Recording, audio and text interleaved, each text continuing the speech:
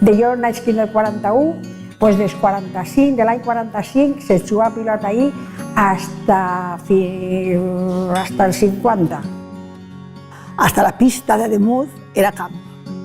I en alguna alqueria, allí a la vora de la pista, alqueria també.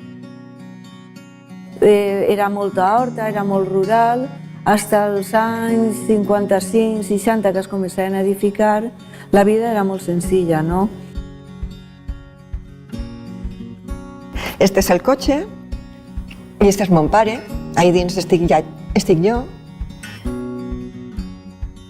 Yo tendría unos 15 años y me pagaban, puedo decirlo, 50 pesetas al mes.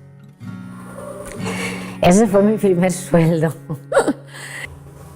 Ciudad Fallera era lo justo, no había, todo eran campos, alrededor, todo campos.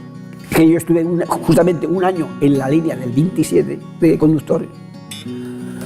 Pues dábamos la vuelta aquí en la calle Bechi.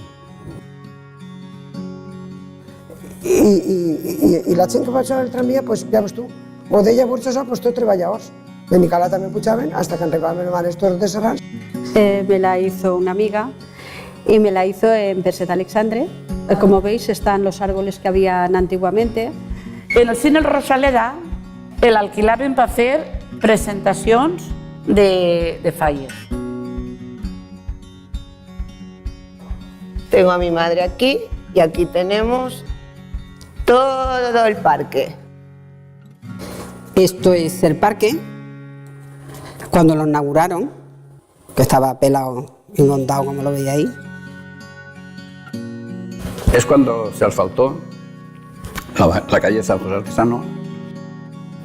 Se ha ido consiguiendo que el barrio fuese más. Se va a fer una gran mobilització que tallàrem el tràfic. Van ser almenys 2.000 persones del barri.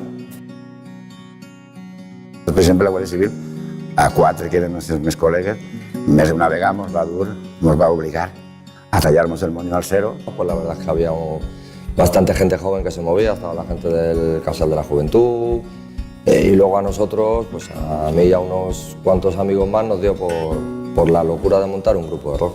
Al final acabamos haciendo 8 discos, hemos estado tocando, pues yo creo, por toda España.